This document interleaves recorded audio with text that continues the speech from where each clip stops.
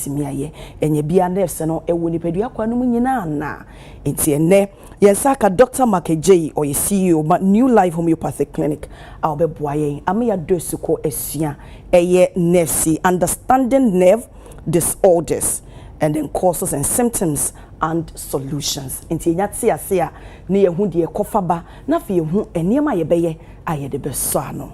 Iti kame ho na yedi nkomo ina sane so wa be fonten time so UTV Ghana yedi nkomo ya ye streaming live ho no ti so wo asimbise bia obetimi de afa ho na mebisa so ede ama kame ho ne ye nkomo. Dok me mo ache. Thank you. Bibi aboko de. Ye de nyame asepa. Ene yenhwe se ye ka eye nerve disorder. Kwan be so ene fa so ebe de pedua na kwan be so na simi affect ye medas na meden chiama ahwefo nyina no kreni ye kan nerves a uhwe ni pedua na ho na systems e wo mu doso ebetima bobiti say reproductive system, digestive system, and the nerves and so one of the branch of the entire body in system ne baako whereby we call it nervous system. Na sa system we djuma edi no edanso eye sonko kra de bia ya metaka se ye nipadua no structure no eye bone ana form ba se ebe ya active eye wo nerves and ma nipadua no active e de se we sit down no matter how big or small it is na electricity ni mo dan no isi what there but as e nkwanim but the moment light bebe mo no na afia start say a dinosaur banfa so enti ye nipadua yi ye dada akoni abadie no yakoma and sustain your life but say kase koda sorry said the intro no now you know that is exactly how nerves ne behave koda sorry we kai bibi be ye obeti no e your brain pe and ebeti my interpreter mo say bibi esi wo body nim na brain so like we know otefaako onye moja ani akaso wonama nti bibi ye wano prompt. The brain is always in your head. And in the branches are connected details in the fasten of your nerves. So now, there were two main types of nervous system, which we call central nervous system and then peripheral nervous system. Okay. Now, central nervous system, no, we are talking about your brain and your spine. You can say, "Why drain with chikase?" and the form is central. And you have peripheral. Because what was spinal cord like you and I know you I just all the fidie our body inside your brain so you and you will be and no outside the skin I transmitting informations they come out spine direct to your brain and a friend peripheral nervous system. Now peripheral ni mono ni will be a friend sensory receptor receptor ni juma edi and say like now kind of say wonam na utia a gem ana watia bottle bi so ana mpo bubu more ade na twawo sa receptor we na fire no no the raskin him na wa channel to back be a friend somatic and the somatic na so gia straight to your spinal cord e de na asi o body no nim adekode a happen sa de twawo sa won sa kranso shemu ana sa won sa kranso nyumu ana bibia ni pedua no body no nim adekode. So as I said, brain no and a children who say a dear way na day ayo and this receptor where the pain be or spine now spine they are called drain him. Now when you go to the body and especially your brain, there were a lot of neurons, over millions of neurons and only him, especially with trim. And these neurons when so mujuma omudini say why drain who say oh a kind of child and now what a gem a dear ye new a dear national nasa motor neuron na what information and details from the brain. Now as I had back to the bina the year or no. Before say overcome wish and a J and so and so.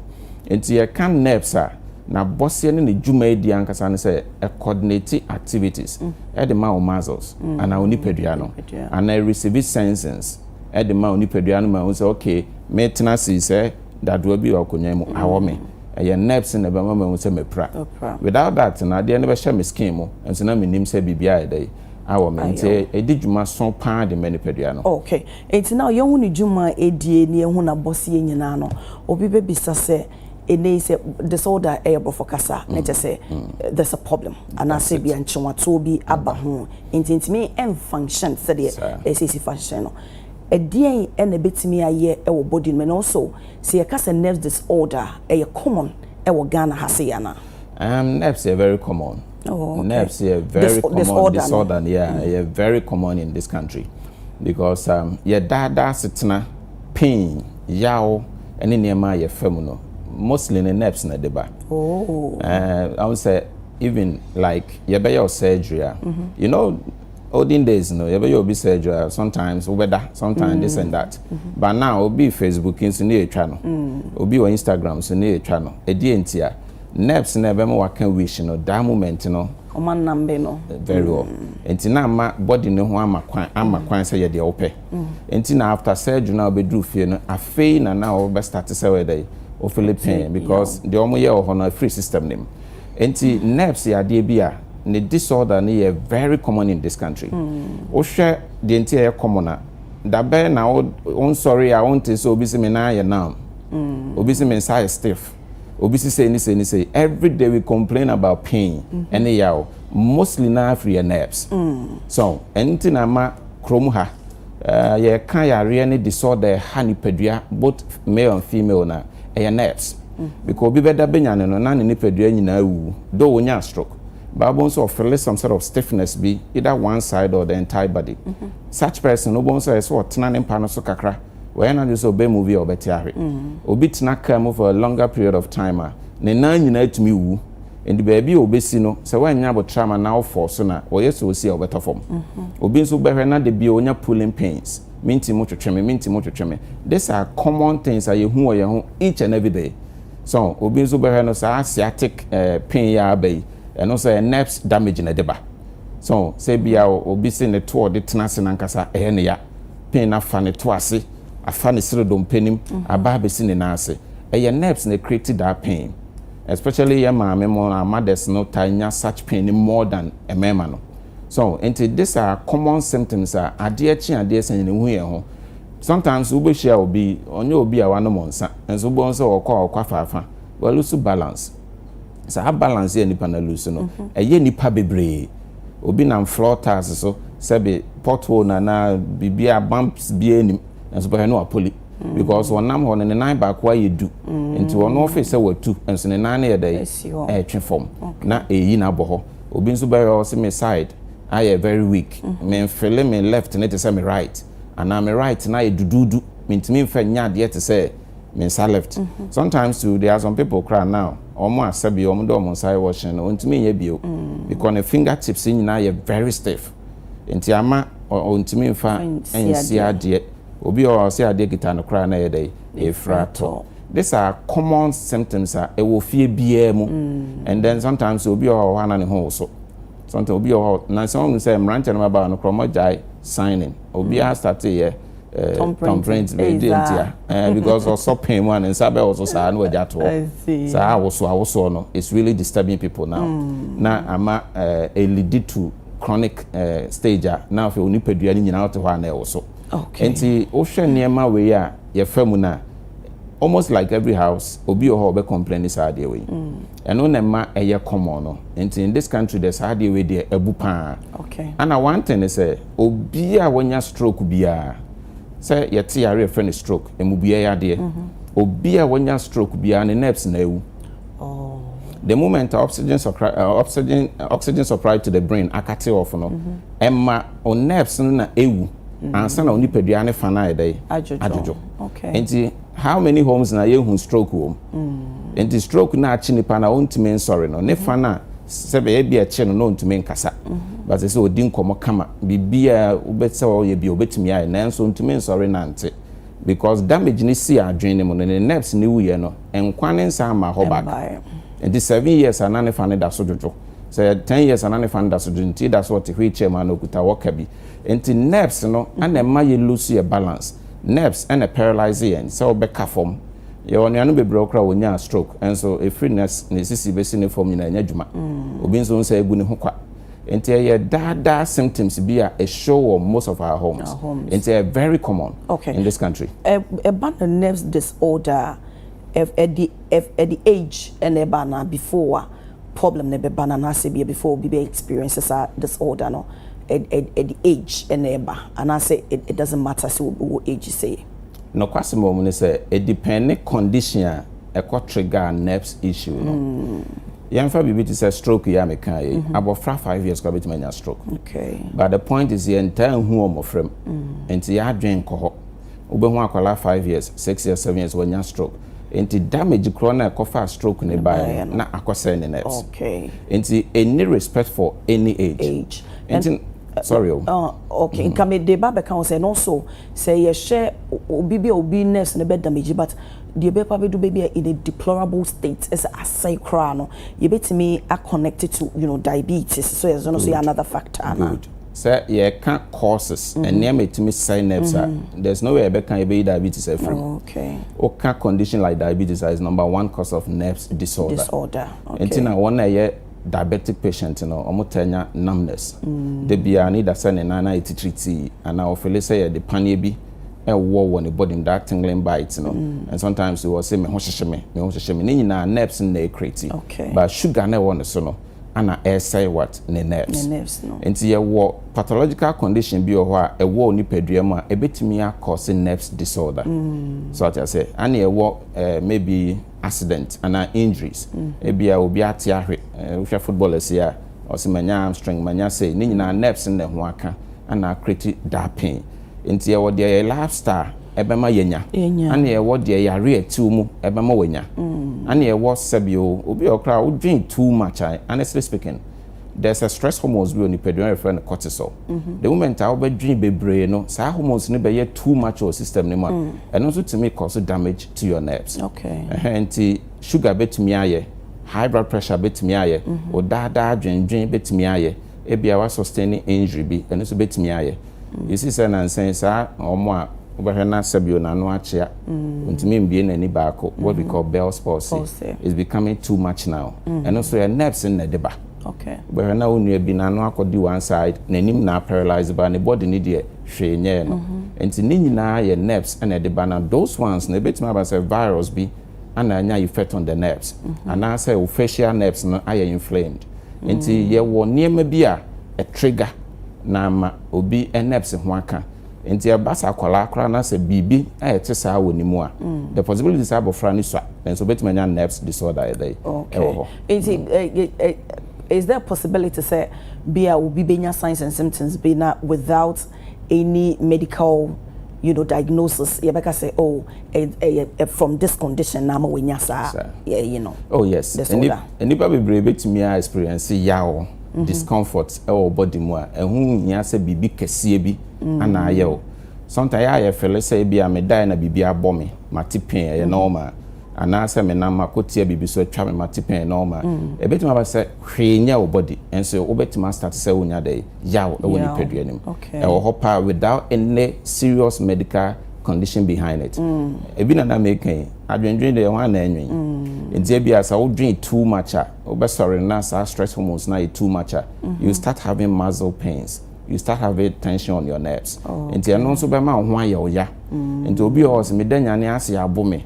Ne hu nyina ne ya. Onim se sabio ebi ade bi a wantwa so na wo drink hu too much no. Eno so akofa problem aye dey abre no. Enti ye was situation whereby you don't directly need to be injured and send when you're such pain.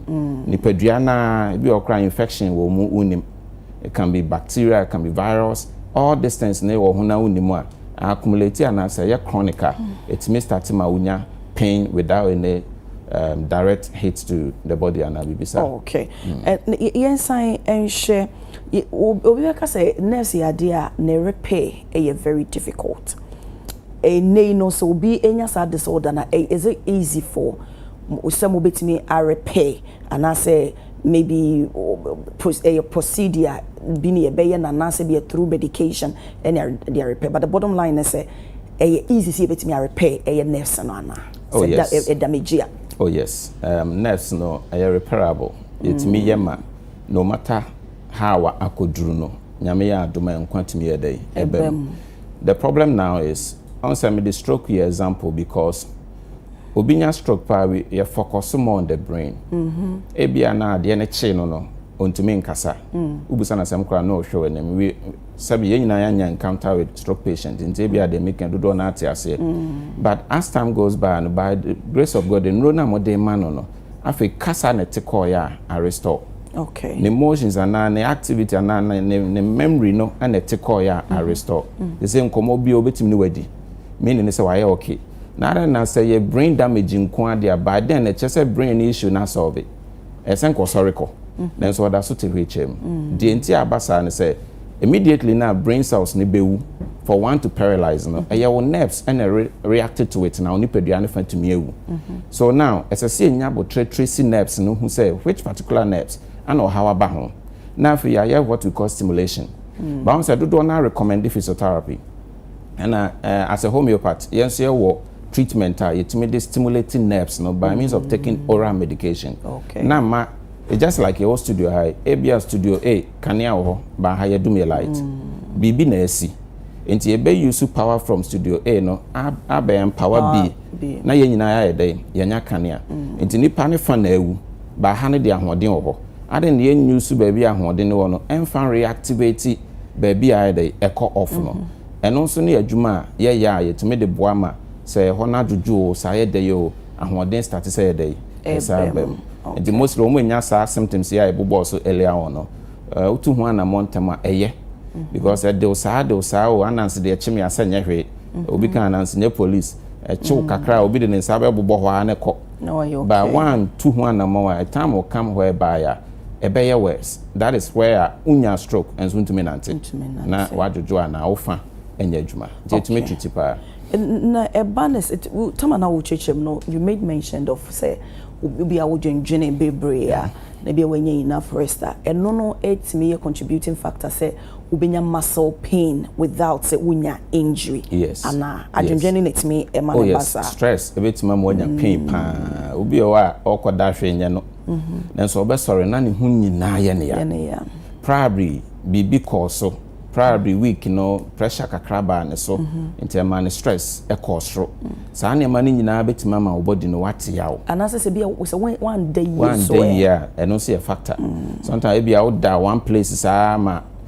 want me antane or something wo be sorry na bia hoye ya no ho ane e wo de wa sorry anopa na o se me hu nyina ye dey eye me ya most of times stress di mo akotene and like I said yanam we sometimes an infection wo ye ho by yan call hospital until you because my symptoms bia into those infections and sometimes obeda be nyana be ma ho aye ya won say bibia enye but what yawo either will joint and our body na mu tutu me ho twetweme all those things nipadua no 1 or 2 things become boma it me create yawo without any injury and now you even knowing baby aye everybody. Yeah. I see. Now, you share a lifestyle. I me enya damage on our nerves. It be a here.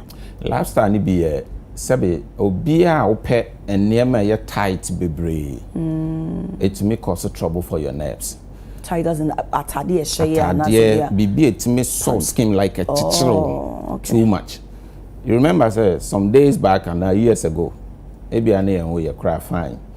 O ma me betima kato say rubber bangle na down sa no e be no moja and what study I heard title on so pe e chepe na on sa nyina now e moja de ntume no e moja de e be ko na mom nerves no ana ade na imia enti na afia ma on sa no aye very now untumi fanya we bon so we tie na aside free enti bibia to me chechire ni pedua say like ladies with corset emia obebre e betimi akoso trouble for your nerves and I said also be the idea ball aba so the balding obetimi atete nerves so and I be okra na sabio e bia accident bi and yekoyos medical procedure bi and also betimi do how I dey about nerves so enti your lifestyle na nema bi ayeye too much alcohol ebetima mo nya nerves problem what's the there omo a eye alcoholic pa no omo no mo san bebre no ya omo ho taa e wo so obon se so wa ren san ma ho so enti lifestyle situation bi so e dey ehun kohwem no and also to me ma nerves no directly no nya problems also okay you better na prevent enema bia yentimi enyasa disorder na say my nerves and say it yenja adwendwene na me my no monsanso ana obi kan na bitin moderation hu hia alcohol no obi nka say obi njai but utimi jai ye want to me so anaja wate so eno ye one factor how the be prevent your body ne say unkonya nerves damage and another side nso ye ebia what to say as diabetes also it mean effect on your nerves nti ya de na on consult a physician no emra wa starting ya stiffness numbness ne sa tingling bite no and I was starting ya some heaviness sensation bi e wo ni peduanim no kreni ye wo niema bi wo ye ho a ye say it me control ni ya and also beboa ama your nerves system na dey aba form ye wo nipa bebre ho a wo we meat pe na ne nan ya start ye titriti meaning they say too much meat to minya effect on it and say bia nipa bi o directly no person o yekese enti no no munro bi didi niema bi ebema wa accumulative fat kakra the moment I we heavy no so no enya effect on what your nerves. And enya effect on your nerves kra na umu aye du no be ko trigger yare bi ama yare no so akoka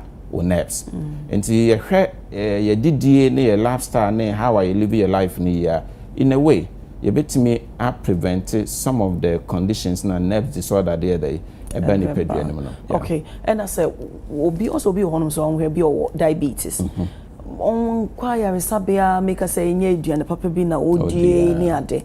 Nti eno ne sa no a ye bet me aka say ebedu stage bi a ebe wese na ebe sell ebe da meji wo nerves no kwa o repair enye ya na. Oh yes, eno de odika semi name semi hypertensive patient and I'm a diabetic patient. Ya mama draw me amemfa. Especially mema no what say ofa side draw na betima ku bema na o dwen no humom na watu nro na go instead of talking to physician or the draw near the man no. And as you are doing that no ade na wo ni pedua na ya ade enye wadamfo enti obekoso asai niema enti nipa na ntu ho na montem a time will come whereby the time a bit weak nerves na entirely no eno no onya stroke but obasoro ntimi ntu ne nan onya strong so obasoro ne nsa no obi okro so odware kro ntimi fa ne nsa enko na chi ne nema bi enti eye step by step yare na wo so na odidi agro no one day e do how beba ana like I said nipadua no benya stroke a brain and nerves attack already no nerves yi wudada enti wa onam we lose balance dada o so onan mu ayedu ona ma asa otwene form ho twetwen minti mo twetwe ana meto ase me ya fa me sire dompem the moment you have such symptoms now or high blood pressure now diabetes now you're serious with your medication can you say one day a better trigger stroke. Okay, because already nipadua no balance na free mu dada we lose balance ana yare e betima abeso no anya stroke no so didi agro diabetes in roya onfa wa on visit hospital ema ye nye regular check up on say sugar na kosi say ana akoye dey high blood pressure and ray onfa oh ye ni awpe enti oh ye saade no a time will come whereby one day when you betie no na oni padua ne fine dey a call off enti e betimi lead to chronic stage oni padua ne bejojo nerves no na bossy ye very dangerous and it's over paralyzing either say the over to form untumi nante ana sesebio de mekan Bell's palsy na wanim ajojo na wano achia wani ubi emie enti you can the end stage of nerves disorder enya enigisem enti nema ba ku mienu bia ye betimi abo ho modern ye betimi aye ho adwuma ne yenye to avoid any situation whereby ochina bi obasore na afi wonan no tuentu onsa opeja mpeja adaya wonya stroke enti say rush to the hospital. Hey asemo ene yensan enhwe obi say minim bi enti obi ba yare sabia putupuruma opese oba ye na yare na oba na watu ase and so eniema na enam so ema yare ne ba ye no it wasn't just a day enti yenhwe eye nerves disorder ni treatment it take time and I said be obi e ba yare sabia oba psyche ne ho say enye putupura de so oba ye na neko it take time a science sana nipa ne ho recovery science be. As a matter of fact, obi betime the nerves disorder ba hospital. That day now obi who say why we leave. Oh yes. That day now obi who why we leave. And nipa bi o hosa. Okay. When we talk about treatment, sometimes we don't generalize it. Okay. Obi anya stroke, e better take 1 month and san wa sorry. Obi 2 weeks obi sorry. Obi 3 months, obi 6 months. It depends on nipa no in the system. Sir. Okay. Yare no di abani nie. Ba niema be na kofa yare ne bae. And before nipa na recovery state ne be speed and be high no, it depend on the kodia a damage problem no dey and let's assume so be a diabetic patient and assign the nerves. if you want to help such person, I saw start a foundation from sugar because building nerves and they said, dear, in as much as the sugar is still high in the system, a better day, I say no. The sugar needed the root cause, so you have to start from there. Good. Sugar, and so you have to say a chronic condition. It's not like malaria, you can use 3 days to treat it. And yeah, na really one you pedrianimuna, a cost says so-called nerves, no, and a bema are predetermined how many days or weeks any pan home bed ever turn. Sometimes miraculously, we'll be at now which be 5 years. I remember me a branch of Kumasi, only the woman be free Obuasi, Ebaho, yes, worked now which for close to 7 years. I'm sorry that day no buy now the same day now she was able to walk. It's a most treatment. Treatment now no panel and so I share no man a dry man physiotherapy can. She was able to stand from the wheelchair and no to 29 though and yet better like normal person, but abusiafo ne neje said the omu hu no mu hu bi da 7 years old, and so obi so beba untimi nya sa instant miracle no so be sorry ebi ono dey say take 1 week ebi obi dey be take 2 weeks. So it's all about conditional nipadua no ne how any pan system ne be respond to treatment ne aduro kra o ye dey o dey man and to be so quick obi okra obeba say bi amintimi na obedru fie na na the next wa friend na da mada me late mpo adwumam obi nso be take time. So it's all about how a drone out the many pediano nipa no system no e be respond quick and answer be slow, but in Sri Lanka nyame say at the end of the day obi abenya ni treatment obi de be ba no pa obi de be ba area obi de be ba nyumre enti ya dey treatable. Okay, yeah kasafa nerves ho yen share non-communicable diseases when you say kasi about diabetes, about hypertension, yen share cancer, any cardiovascular diseases bia, and also out of that and it me damage your nerves na. Oh yes, of course. Even cancer cry any treatment like chemotherapy ni adin na esa nerves. SNFs also be a faster treatment was all those things now direct effect our nerves so enti ye wo yare ahodo bebra e woni padua mu a eno so timi ha or how the brain or nerves cancer and directly or effect on your nerves. The treatment and cancer so effect on your nerves and see yare bebre like we mentioned diabetes, we mentioned high blood pressure, cancer, even infections on say obi or virus be anymore and also to mean effect on the nerves. So what I say obi so bacterial infection but mean effect on your nerves and there was serious chronic conditions as nerves. And your minor ones is a one year a bit me a cell nerves. Just like we mentioned alcohol, we mentioned stress, all this time can indirectly and doesn't get a problem. But need too much of it, echo trigger baby na cough issue about nerves and now I start to say pain. It's an enyantia say and yes it's one of nerves and ankasa are damage. But condition be and a side effects and also. In the bit say nerves disorder treatable and I say manageable. Treatable. Treatable. On say just any that's all. Yeah, treatable. I see. Treatable. And nipa no baso wonya abotre because obi an in system. Very good. How do we go through? Very good. Seminar no. E be swift, e be so take time. And then fa so ni age will be our ubenya freedom. For instance, be akola bi wo type 1 diabetes there's a possibility say ubenya nerves problem. And yes there.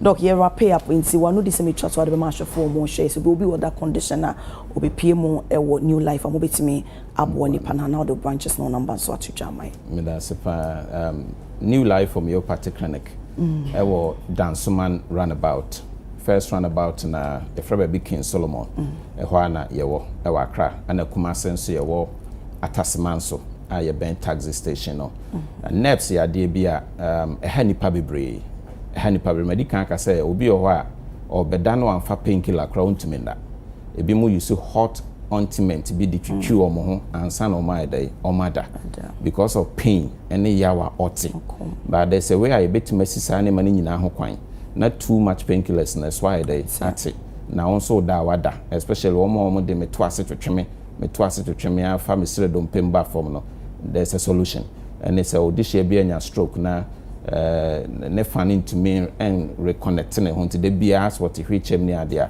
eni da so ho nti mo bia nsro na nyamete ase obia be okay nti number obi hwehwɛ me obetima frɛ wo so no ɛyɛ 0244 09 3595 0244 09 3595 and 020 33 35 439 020 33 35 439.